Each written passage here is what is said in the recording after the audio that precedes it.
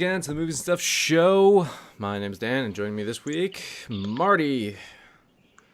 How we doing, Dan? Back from suspension. You know, we got popped for PEDs, and now we're back. Terrible. 1 week suspension. We're put in YouTube jail for a week. Do not even think about reviewing a Nicolas Cage movie. They will shut you down. That's what happens. That's what happens. You review Nicolas Cage, and you get shut down. You don't even review Nicolas Cage. You tell them you're going to review Nicolas Cage, and then they shut you down. Simple as that. They will not have it. So, for those of you that don't know, last week, it was probably last Monday night, we decided that we're going to switch it up. We had something planned for last week. We were going to do something. I forgot what it was. Kingsman. You didn't want to see it. We were going to do Kingsman, and I didn't. Yeah, well, you told me not to bother. So and you were better off. Yeah, right. Maybe you give a couple minutes on Kingsman a little bit later. Yeah, when we get to it later. So we decided not to do Kingsman. So it's like, we're going through the VOD stuff, and me and Marty both said, "Hey, new Nicolas Cage," and it's called. Can I say it? Hopefully. Okay, I'm going to say it, and then if the video stream stops, then you know that YouTube is listening. It's called Vengeance: A Love Story. So on Monday night, I went to go change the title of the episode from Kingsman 2 to Vengeance: A Love Story, and we got blocked. That was it. We got hit with a community strike, and we were done. And that's all she wrote. Like, I got no further explanation of things, other than you got hit with a community strike. So I of course appealed it because we didn't even have the episode. So I don't even know how we could, And we were blocked from ever doing live streams again and all types of fucking... Yeah. Well, I think it was like a 90-day ban from doing live streams. Yeah. What's up, Robert Melee? What's up? We're talking about our ban. We were blocked for 90 days, so we appealed. And we were started looking into other possible solutions of getting back on the air. But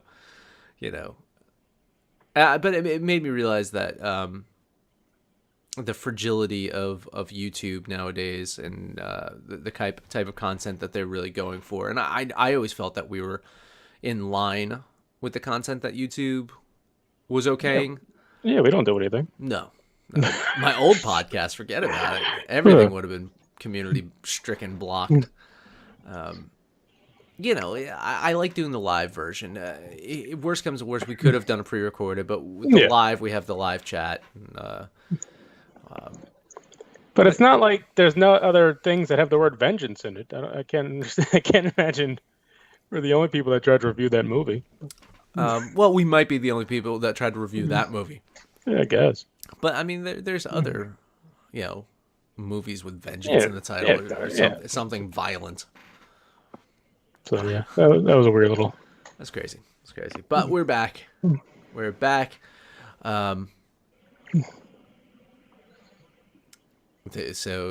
Robert May is saying, to be fair, that stream title was one of the lewdest things I've ever heard. Fine. Be like that, Robert Melee. Don't support us. Don't piss him off. He's having a one-man chat at this point. So. That's right. Yeah. Well, maybe because people don't realize that we're back. I think that's it. Yeah, that's kind of. I mean, not like we have a huge following, but we do have a regular 10 to 15 people that watch every week, and you don't do it one week, and then they give up on you. Yeah, it's a shame. Shame. That's why you should subscribe. Always subscribe. You get the little push alerts, the notifications that we're live or we're going to be live. So you subscribe. You do that. Or follow us at Movies and Stuff Show on Twitter and Facebook. Yep. So you can see when we have these. And all else fails, just tune in Tuesday nights live at 9 p.m. Eastern and see if we have a show. And that's all it takes. Just what else is on? What else is on Tuesdays? Last Tuesday was really boring. I'm not gonna lie. Right? Not doing this. Right, yeah, there's nothing on Tuesday. I mean, right now you got the Yankees game on, tied 3-3 still? Yeah, 3-3 in the longest first inning in recorded history. So. Severino gets pulled after what, a third of an inning? One out. One out.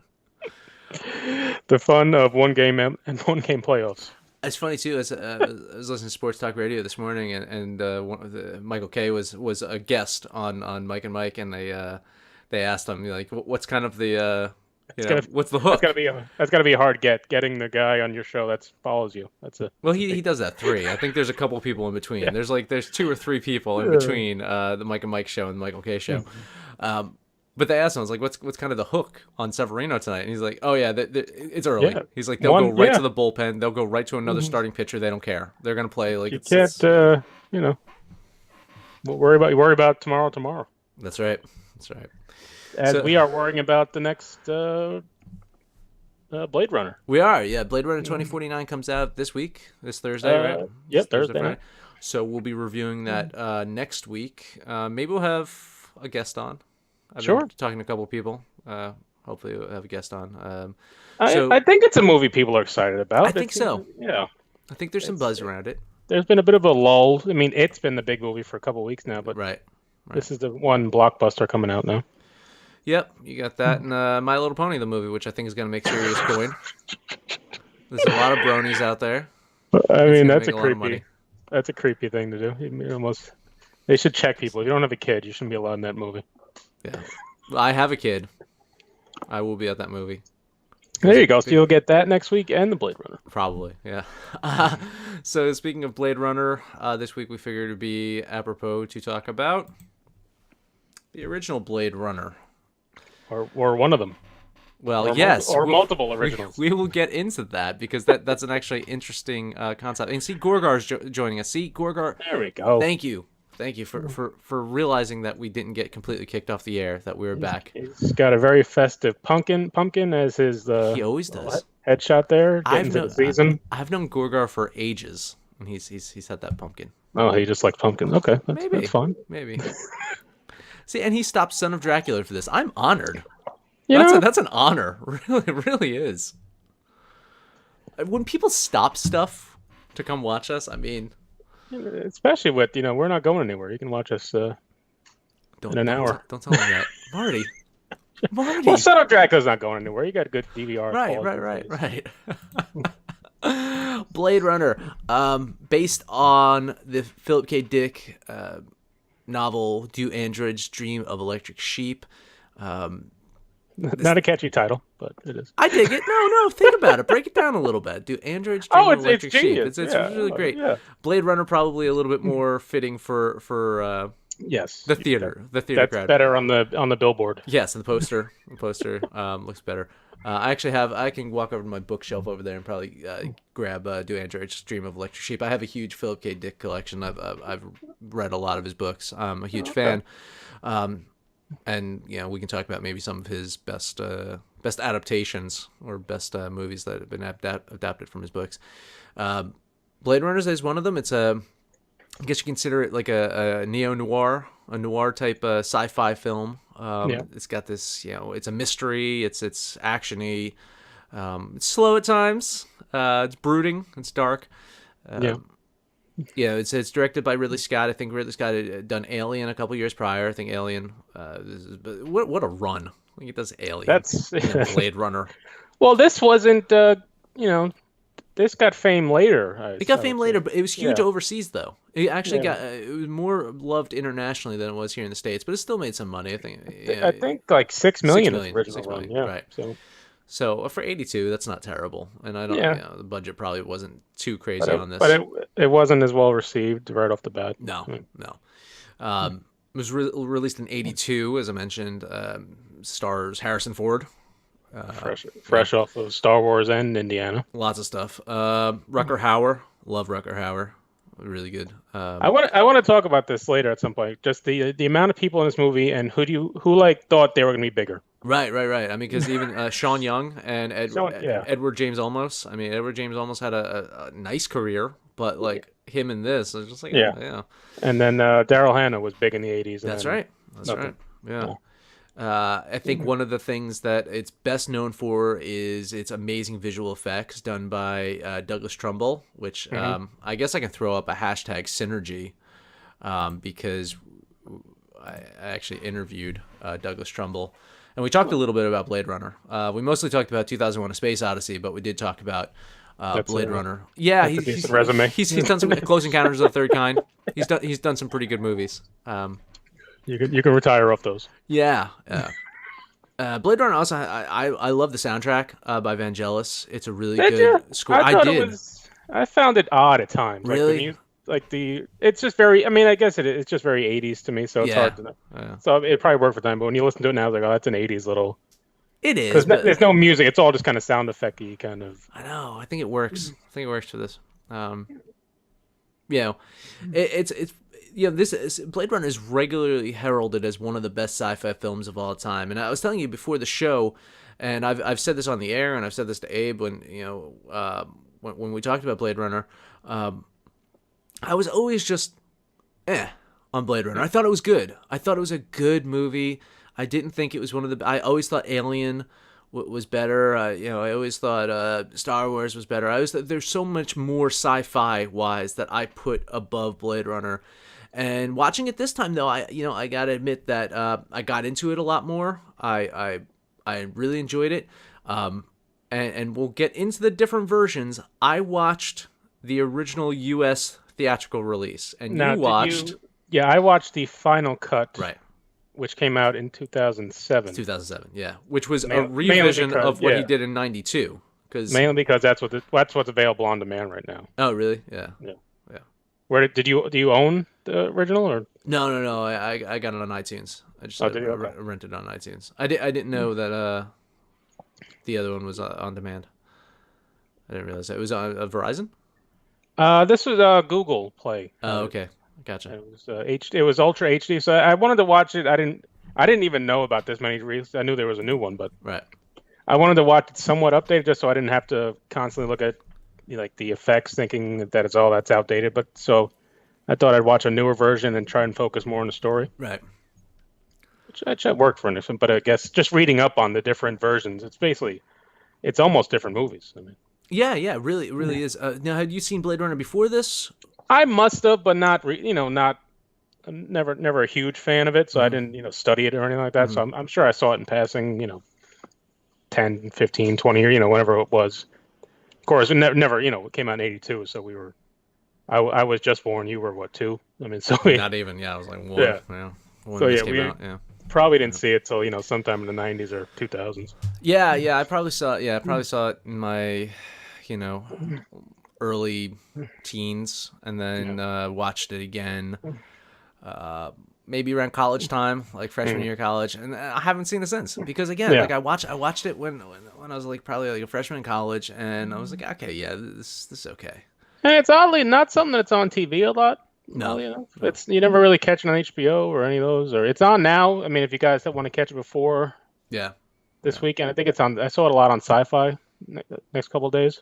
I think it's yeah. I'm excited. I'm excited about Blade Runner 2049, and I think this rewatch really helped me get primed and remember everything that was going on in it, and we kind of talk about the plot really. Did you want to give a quick plot summary or Yeah, we can run it through. Yeah, go ahead. Well, I guess it's 2019, Los Angeles. You got companies are now making these robotic, android humans for slave labor, and they're building them. They're putting them out. It was funny reading about how the world before it started. I almost thought that'd be a better movie than what Blade Runner was.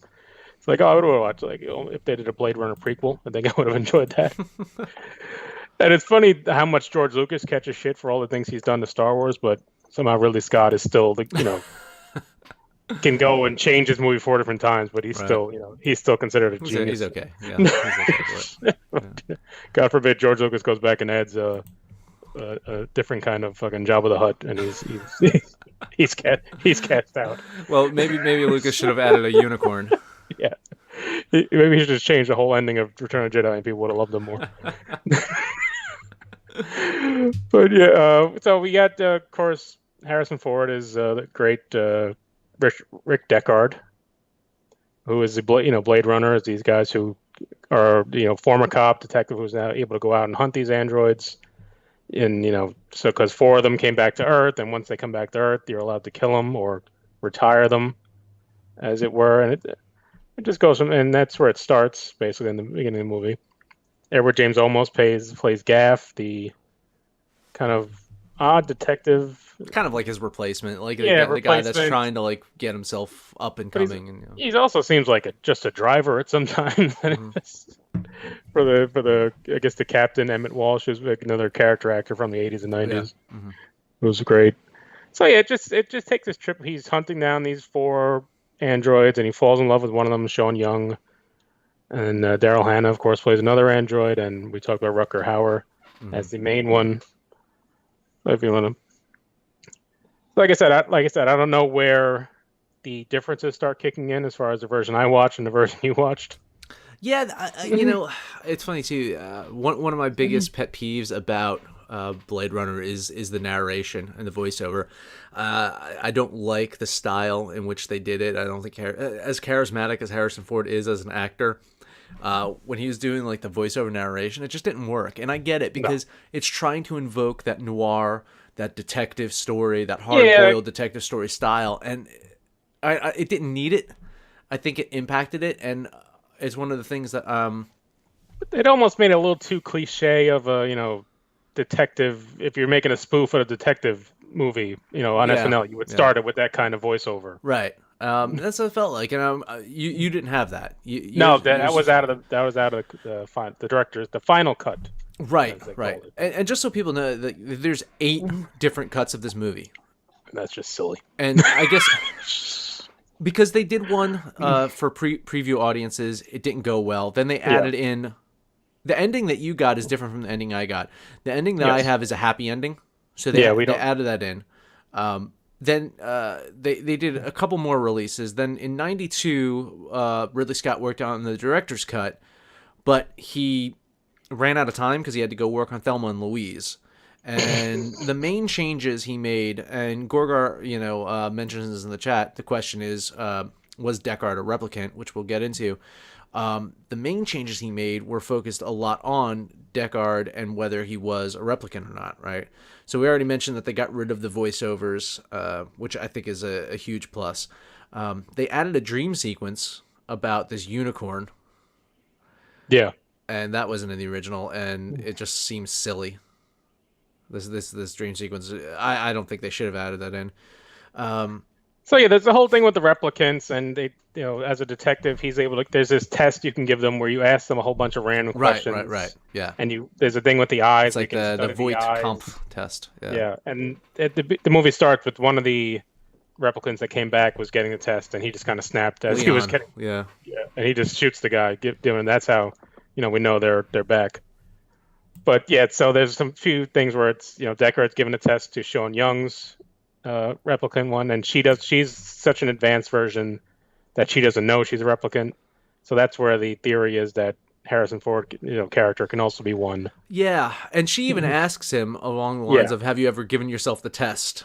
So they allude to it. Yeah, there's a bunch of different, you can look up YouTube, there's a bunch of breakdowns of is he or isn't he, and that's one of they mentioned that he gets asked and he doesn't answer. He's there's a whole thing about the whole movie is basically about what it is to be human. Yeah, there's a lot. And so it's like they're kind of feeling he's reached a point. It make it seem like he's reached a point in his life just because he's a broken down detective, not broken down, but he drinks a lot and all that thing, that he's just kind of lost his humanity. So that's how you figure he is. But there's people who say because of all that kind of stuff, he's also a replicant, right? As opposed to just a human who's kind of been through it all. And I think the director's cut and the final cut try to push it towards the fact that he is a replicant. I mean, there's even the line that Gaff says, but are you a man, right? And then Gaff, is asking questions about death.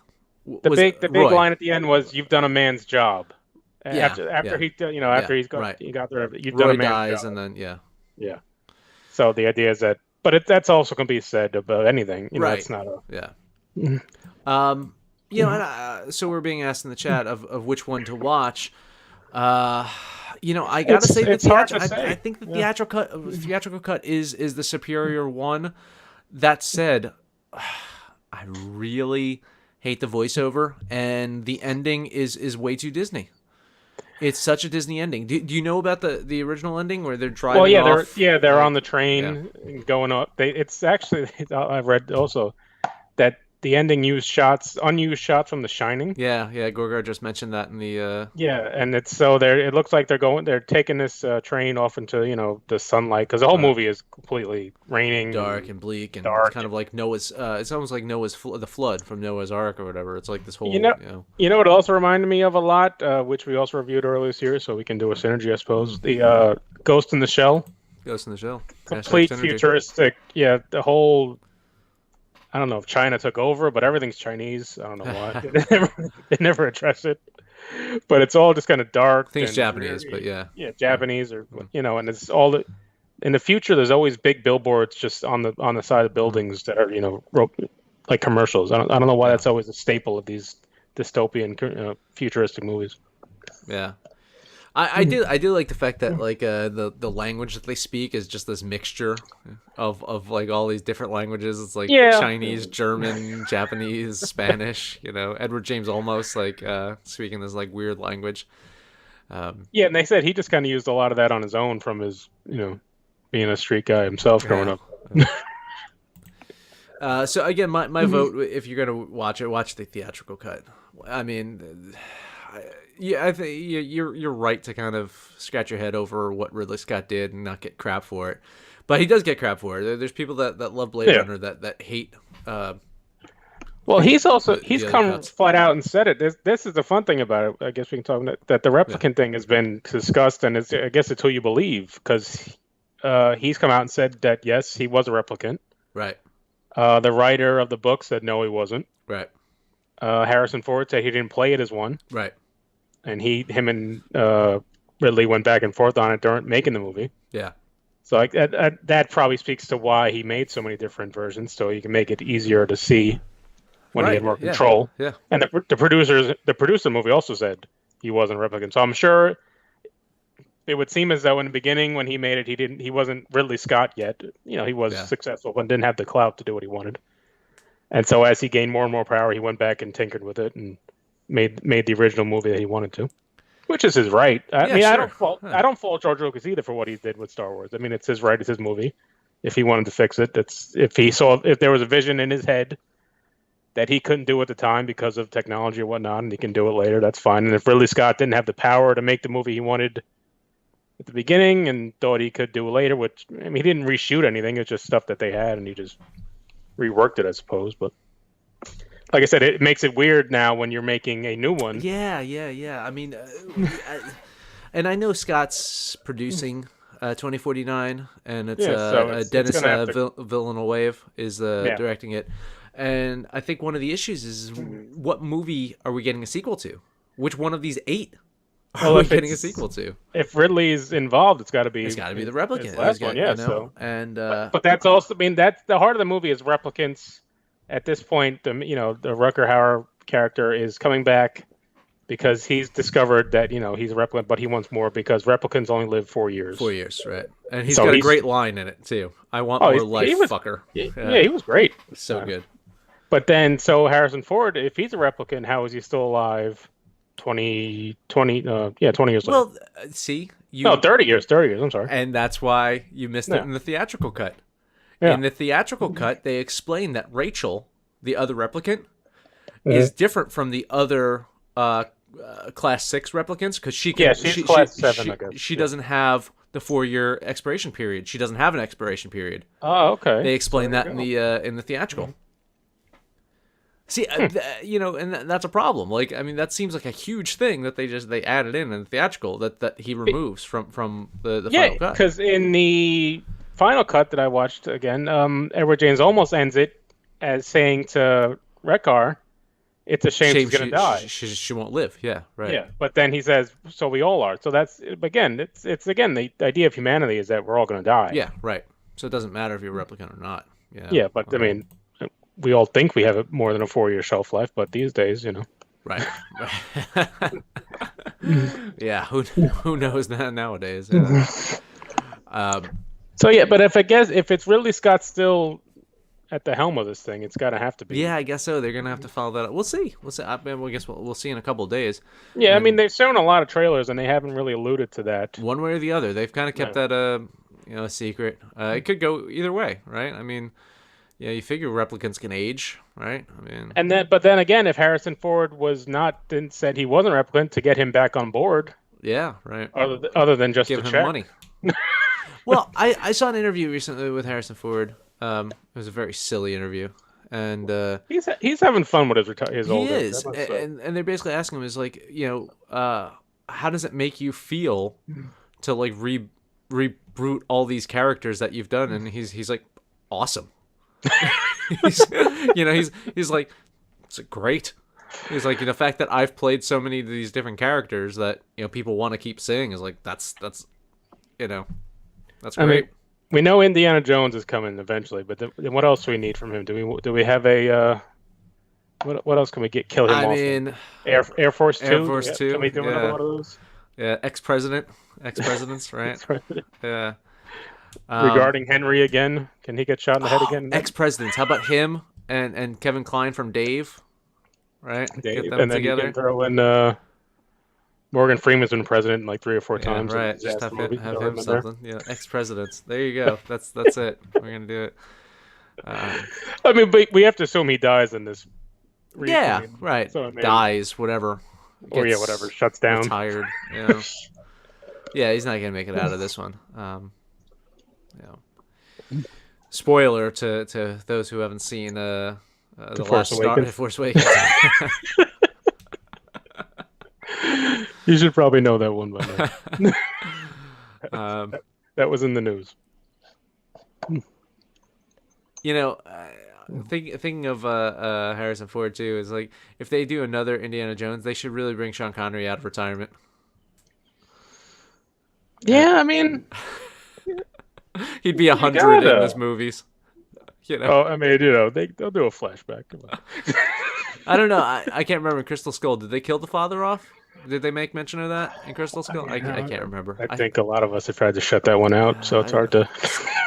He wasn't in the fridge with them when the nuke went off. I know that. When the aliens showed up. Yeah. Oh. Yeah. Maybe that'll be. I think got LaBoufed. That'll be the next Blade Runner movie. Yeah. I don't know if there's anything else of Harrison Ford's that really. Yeah. I mean, they can do another. He's already kind of been Jack Ryan. They've kind of made him a few different ones already, so it's hard to. I think they're doing one of those for TV with. I think I saw it today with what's his name. From The Office. Jim. Right? Jim, yeah. He's gonna do. I think it's gonna be on TV though. Oh, is it TV? Not TV, but whatever TV is now. Oh. Netflix or Hulu or something. Yeah. One of the things on the computer. My computer TV. As us old folks say. I talked about the visual effects, and Blade Runner was nominated for 2 Academy Awards. Mm-hmm. It lost both, Best Art Direction and Best Visual Effects.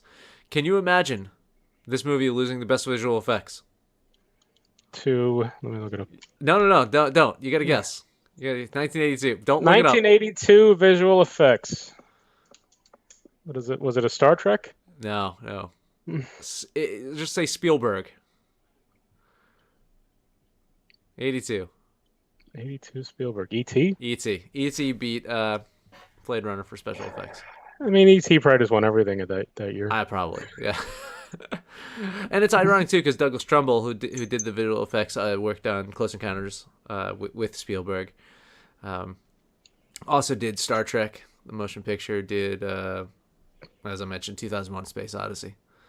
So Douglas Trumbull's had a hell of a career. I really do. Like, you should, if you haven't checked out the interview, and I don't mean this to just get views. It's a great interview.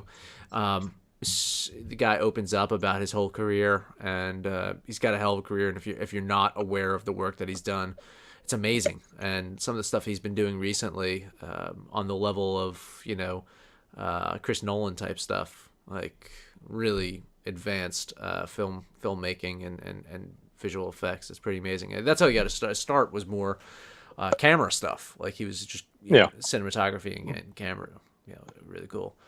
Speaking of Chris Nolan, the original Batman movie that Nolan did, what's that one? That's Begins. Batman Begins. he was so obsessed with Blade Runner, like he basically based the theme, the tone, the look off of Blade Runner, and had the cast like have a big cast party that they watch Blade Runner together, and to try to get motivated to do the movie. I'm sure Christopher Bale was really fun at that party. I'm sure, yeah. So, because again, we hashtag synergy talked to Mark Boone Jr. about Batman Begins. So, we talked Speaking of Batman, did you get a Daryl Hannah's character Pris? Yeah. Did you get a Harley Quinn kind of vibe? Yeah, a little bit. Yeah, I can see that. They made the Harley Quinn character like in the early '90s. Yeah. So it's quite possible they could have based a little bit off of her. Because even her and Roy kind of had a Joker Harley Quinn vibe to them at points. Yeah. No, I liked all the replicants that were even Leon, the one that was kind of yeah, he was fun. Wake up, it's time to die. Yeah. I like in a way it almost felt like I don't know, not a video game, but where you got to work your way up to the big boss and you got to go through definitely had those kind of had that kind of vibe to it. Yeah. And but it was cool. I liked him hunting down these different replicants and that was another thing because I guess he was a replicant detective and hunter already. In this movie though, was there anything he really did that makes it so that it seems like the sequel that we're seeing on this weekend, from what we've seen in trailers, it's about finding him because he holds a secret to how we right? Yeah. In this, he just kind of does basic detective work in this movie, though. He doesn't do anything kind of, crazy, super he doesn't do anything special. Yeah, but he's just good at it. He's good at finding his replicants. He's just good at it. He's good at so killing it's like, yeah. But he also only kills one of them. Yeah, no, two. He kills two. No, he kills the stripper one. Okay, yeah, he kills. And then he kills the girl at the end, the other girl. Yeah, but Sean Young kills the other one. Sean Young kills Leon, and then Rutger Hauer just dies. He expires after saving him, which is one of the keys to make you think that Deckard might be a replicant, because maybe like Roy realizes that Deckard's a replicant and can't kill him, and Roy only kills humans in his war, whatever. Whatever. Yeah. I mean, so it makes it. There's that also. Are they actually even the bad guys? It's it's hard to even. It's ambiguity. I mean, I mean, you have a hero, if you will. This Deckard character who's got a lot of moral gray area. Yeah, he's not the traditional hero type, and I would like to see more out of the Tyrell Corporation, because that's the thing. There was a couple of good things, like the chess match. There's the whole chess match between.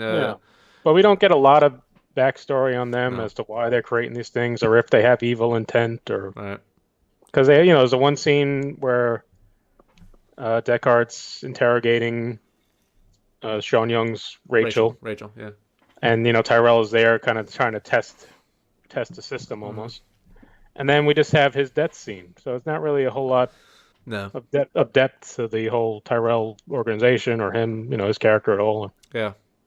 Yeah, I mean, great death scene. Yeah. Almost Game of Thrones like, with the eye crushing. So there's a lot of eye symbolism, because that's another thing where you can tell. There's supposed to be like a glow in the replicant's eyes, and there's one scene where if you freeze it, you kind of see Harrison Ford's eyes do that. Yeah. Which again could be something. I don't know. Was it in the theatrical version? No, I don't think so. So that could have been something he added in post production, fucking in 92. Yeah. Right. So there's a little. I mean, there's things it's hard to. It's a movie where you have to pay attention to a lot of little things like that. But then there's large gaps where you kind of not doze off, but kind of like lose focus because there's nothing happening for 3 or 4 minutes. It's a noir, so it's got to drag out a little bit. It's got to be a slower bit of a pace and be a slow build up. So for something where you have to pick up on the little things. To have, you really have to. So it's kind of easy to lose track of what's going on at some points, because Harrison Ford is just looking at a picture for 5 minutes. Right. Gorgo's asking, anyone remember the Marvel comic adaptation? I don't. I don't remember the comic book adaptation of it. These are what we need Jamil or Amanda on for. I know. Well, Jamil is being sad that I haven't invited him on in a while. My my feeling was to bring him on for Thor Yeah. because he doesn't like horror movies. And Justice League after that, and then Justice League, we got a few that he'd do, but well, we were on the Aronofsky kick. we're in Aronofsky, and then we got suspended. And then it got suspended, so it's been a weird little Yeah, post Abe, not off to a rocket start, but we're getting our footing. It's doing all right. We're doing okay. Next week, maybe I'll be able to see you as we're doing this again. No, probably not. I still need to figure that all out. Like, I mean, you watching the episode though? You have the episode open. Yeah, we're both there. I can see you. So you wearing can see me. Nice shirt. Yes, I am. But it's delayed now. It's a little bit delayed. Yeah. All right. Anything else on Blade Runner? Do we think it's necessary to see this, or do we think they'll do enough in the movie as we're watching it that'll kind of like fill you in? I think it's. I mean, are any sequels really necessary? There's very few sequels that are necessary unless it's No, is it necessary to watch this before going into the theater on Friday, or will they explain enough in either kind of some kind of prelogue or dialogue within the first 10 minutes that kind of catches you up? I think you should watch it. Yeah. My gut feeling is I think you should watch it. I think it's going to stand on its own. I'm hoping it's not going to be a remake or a reboot. I'm hoping it's going to be an actual. I know you have the feeling that it's going to be. I'm expecting a soft kind of reboot. I'm hoping that's not the case. I don't want them to franchise this. Yeah. Ryan Gosling needs a franchise. Yeah, I don't think this is going to be it. I hope. Why hasn't Gosling gotten into the superhero game yet? He he's been doing the artsy stuff and it's worked. He got an Oscar out of it. And he kind of can bounce. He can bounce in and out of these romantic things and other. I actually like Ryan Gosling, so I'm excited to see what he can do. You ever see with Drive? This kind of role. Yeah, he's great. He does different things. Like he's a pretty boy who can also make you believe he's a kind of a jerk off loser at times too. So interesting to see what he does with some kind of an action. I'm expecting a lot more action in this one. Yeah.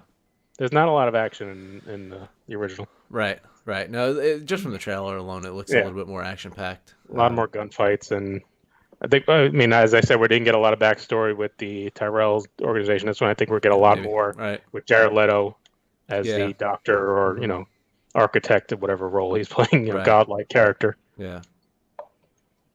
But yeah, I definitely think people should check it out. I do think it'll be necessary to rewatch this. I'm glad I did. It really got me excited to go see this. I'm looking forward to this. It's just one of the movies this year that I had circled on my calendar that I wanted to see. Long. Did you look at the 2:45 the runtime of this one? Jesus, so really? Don't get either have a cup of coffee or see it. And I might see it Saturday morning just so I'm not too tired. Yeah, I usually go at nighttime too. Yeah, I was gonna go Friday night, then I saw 2:45, and I was like, that'll make me not like this movie. Yeah, we'll see. It's gonna be a long night for me. This one, even the original cut, the whatever director's cut that I finally saw, was less than 2 hours, or just at the 2 hour mark. Right. So now you're adding 45 minutes of this thing. Wow. But again, nothing can be made anymore. It seems it's not two and a half hours. Came out this week. Even they finally released The Last Jedi might be 2.5 hours, which will make it, I think, the longest, if not second longest, Star Wars movie. It used to be the time was make the movie short so you can fit in more screenings. Now it doesn't matter. It doesn't matter. No. You just put in more screens. Like they just don't care at this point. There's so many theaters now and there's so many screens that you can afford to have longer movies because you're just going to have it on more screens. But now it's like if you're seeing a 10 o'clock show up at 10:15. I mean, right. With the reserve theaters. If you get a reserved seat, just show up whenever. Yeah, reserve yourself an aisle seat and show up in 10 minutes, 15 minutes later. Because now, especially if you're seeing it at AMC is getting exhausting with their fucking preview. Not even just the previews with the Coca-Cola commercial, and if you're seeing it in Dolby, it's the 3-minute. Yeah. This is what screens used to look like, and it's whatever shit. I guess you could be seeing it somewhere shitty, but here. The theater next to us. Yeah. The next theater over. This is the shittiness it looks like. They don't see. They're seeing all types of cloudy black screen. You're seeing a dark black screen. And also, I mean, they've been doing this now for I think it's 3 or 5 years. Seems like a few years. Like Yeah. how can we stop now? We know. It's awesome. Okay, But it's we by the get it. time by the time they stop doing it, they'll have the next fucking version. Oh yeah, right. It's like Dolby in your fucking eyes. It's just. Oh jeez. What else you got? Like I said, we saw. You didn't want to see Kingsman, but I took the bullet and saw it for you. Yep. And I must say, like, it didn't get great reviews. It did okay. It won, it opened up #1, but then even second week, it got retaken by It. So when a fourth week horror movie takes over your, #1 spot, you're in some trouble. Right.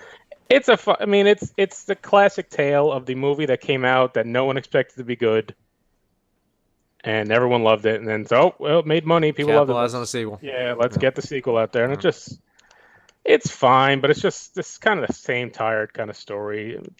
Taron Egerton, the main character, he's still cool. He's still, great. He's a star in the making, but they just added a bunch of nonsense. They threw in Channing Tatum's in there for a fucking cameo almost, and if you watch the trailers, make it look like he's co-starring. He's not. They didn't even. You didn't see the first one, but the first one, what's his name dies. Mm-hmm. Colin Firth dies, and he's the lead in the first one, but he dies. But they showed in the trailer he's not dead. Right. So then you go see the movie, you're just waiting for his reveal, and they revealed it. How he's not dead is the stupidest fucking thing and it's a fun movie. It's one of those comic book movies that's a kind of a nod and a wink that they know it's fun and silly. Mm-hmm. But it worked the first time, and then it works less and less each time you try and do it. So when you go again with the over-the-top villains and the over-the-top violence and the over-the-top story, it's just it's less and less each time.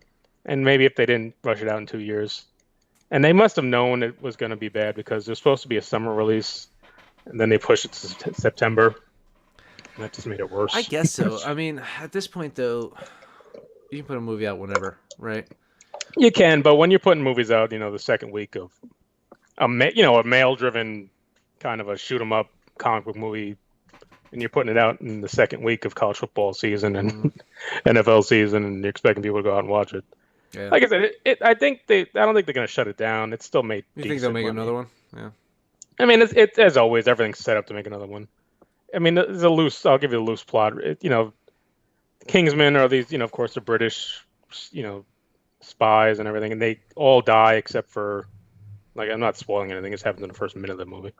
Eggsy and is the only one left, and he has to go to America to find the American equivalent of them, and they're the Statesmen, and it's a whiskey company. It's just fucking dumb.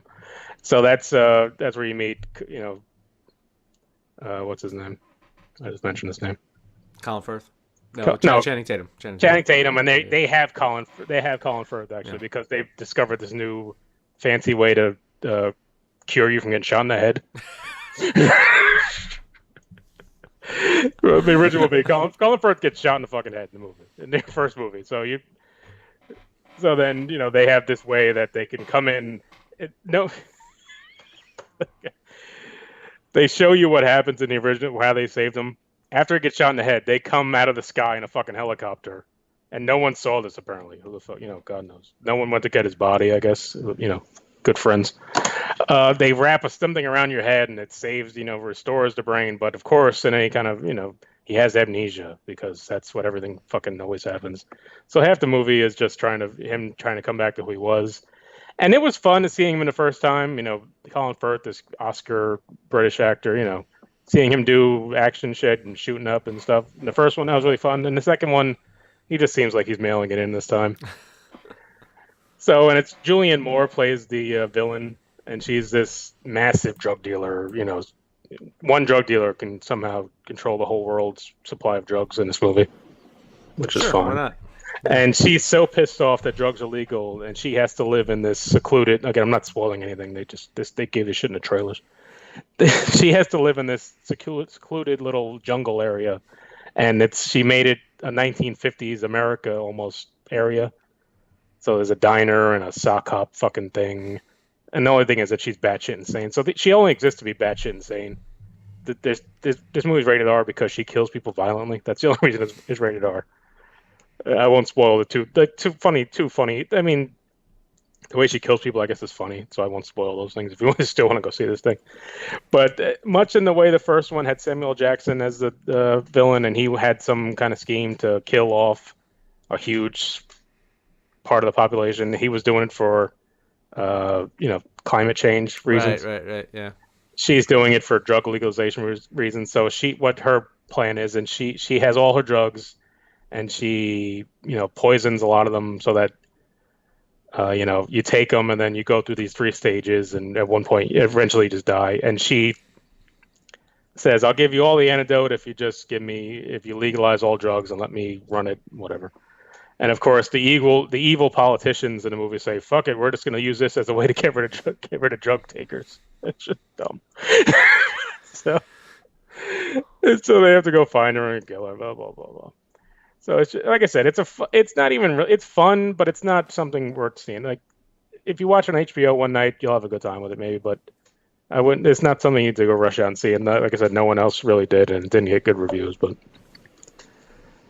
it was worth us losing an episode not to go see that movie, I suppose. All right, that's Kingsman. What else? What else you got? Kind of tying into what we're talking about in a couple of the sad stories of the week, I suppose. We have Jared Leto was announced as playing the late great Hugh Hefner in a biopic. Yeah. That should be interesting. It just got announced. I don't even know. Saw today, yeah. What the time? Like I mean, it had to be in the works, but right.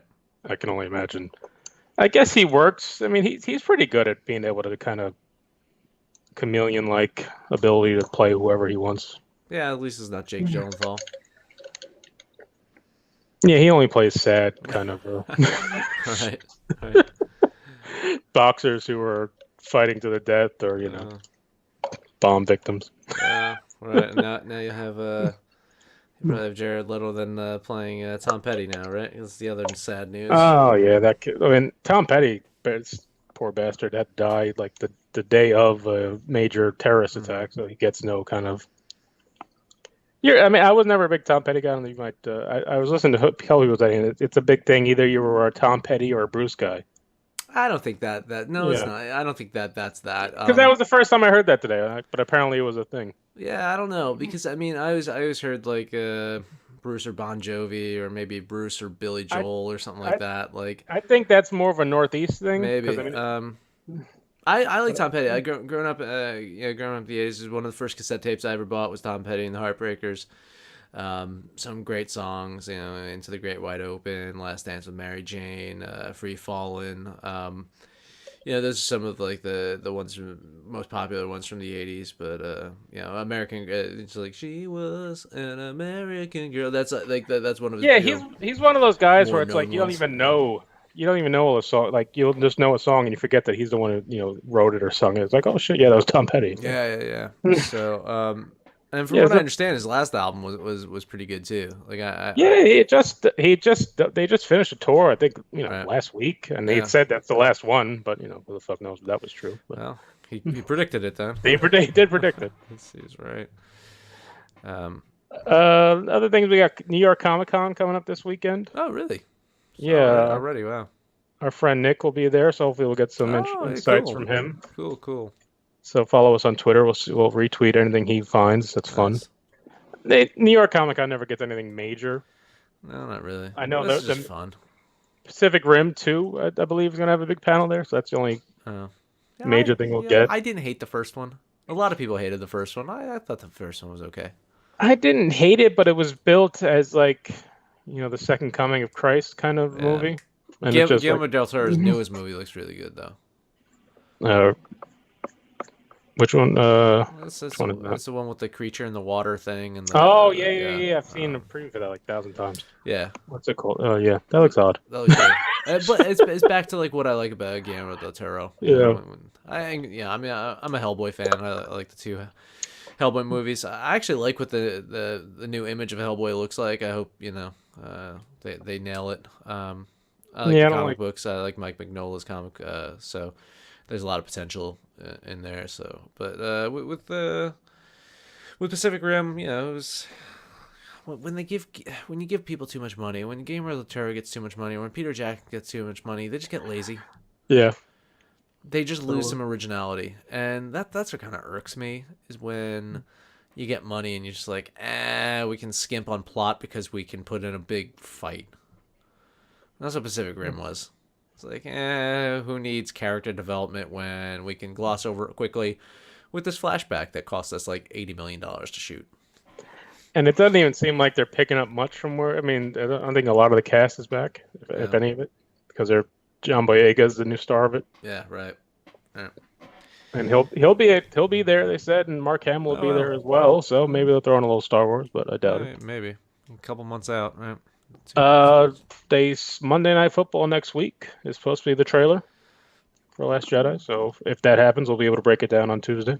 Yeah, that's usually the case. Anything else other than the fall of humanity and the end of the world? Speaking of that, you guys do what you want, but with your money. But we put a couple of links in the comment section, just as some charities that I've donated to, and I kind of look like they're trustworthy. So I put one for the Vegas victims' families at a GoFundMe account. I saw one for the Puerto Rico relief effort is down there that I donated to this week. So if you guys, we get about 100 people to watch this that watch our videos, sometimes a couple hundred if we're lucky. So if anybody, if you haven't donated yet, just click on those links, check them out. If you, even a couple of dollars will help.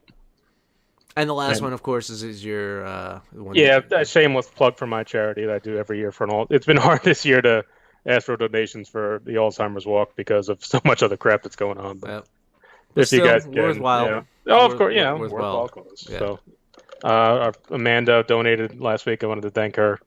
She's always great with that. So again, check it out if you guys want. No pressure, but we just want to. There's so many different charities, so many different ways people wonder who to give money to. So I looked at a few and thought I'd post some trustworthy ones for you guys if you're interested. Yeah, and just in general, they're still raising money for Houston. They're still raising money for Houston, Florida, Miami. So there's been so much, So there's a ton out there, but from what I know a lot of people that are in Puerto Rico, and that country is just it's not the same. It's not going to be the same for many years. They get paper towels now though, so they're good. Yeah, right. There's a lot of water they need to sop up. A lot of big water. So somehow someone was able to fly a helicopter today so easily though. So I don't know. Hey, you can do anything over big water if you just put your mind to it. So yeah, we try not to be too political. You can try. Yeah, we try not to.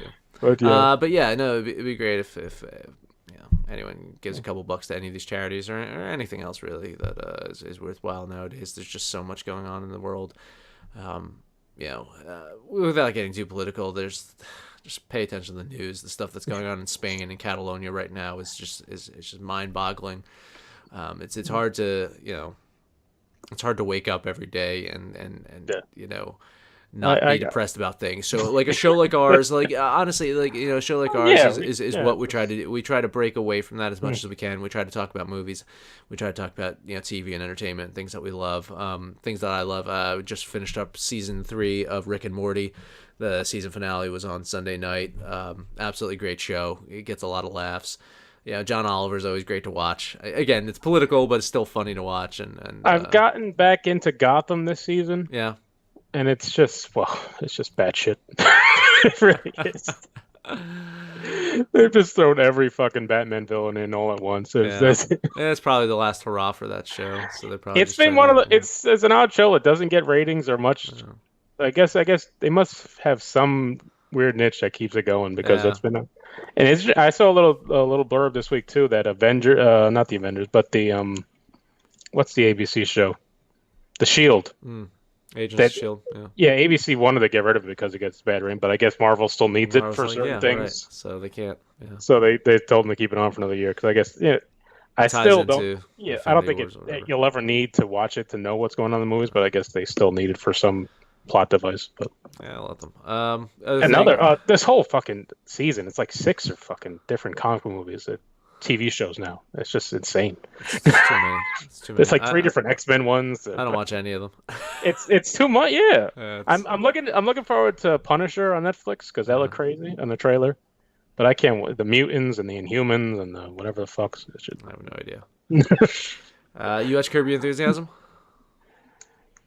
Yes, I did. Yeah, With yeah. the fatwa. The fatwa, yeah. Great comeback for Larry David. I was surprised no one really said much as far as negatively, as far as giving him shit for it. I'm happy that it's back. It was a funny episode. I love Larry David. I got to see Larry David on Broadway. He did his play Fish in the Dark. I got to go see that. That was great. It was like an extended live Curb Your Enthusiasm episode. So everything he does is just a version of Curb at this point. Well, it's just George Costanza. It's just George Costanza character, and how to make it as worse as possible.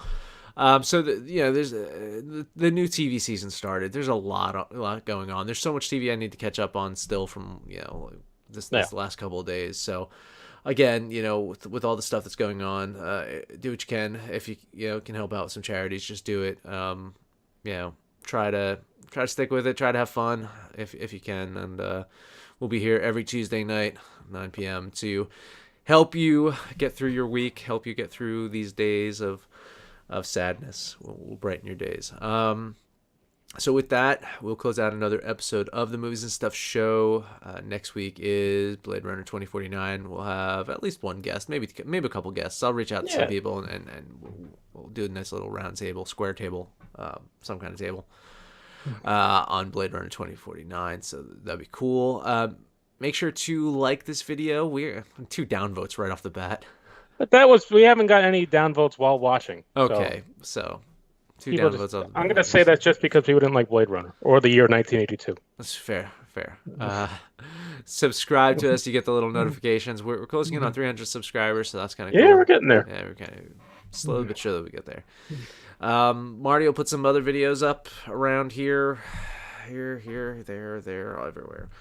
Follow us on social media at Movie Stuff Show. That's Facebook, Twitter. Marty tweets a bunch of stuff out.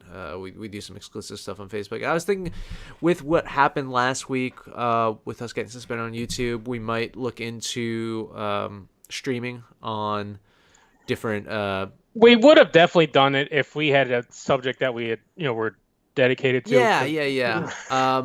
But if it was this week and we got shut down, we would have won Facebook Live, whatever.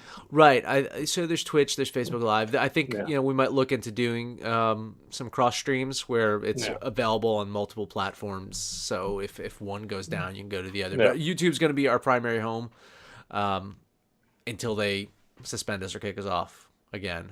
Until we get that second strike. Well, they removed the first one. I don't see any Nick Cage movies in the future, so no, we should be safe for a while. That'll be good. All right. That's all I got. Yep. Good night, everyone. Night, guys.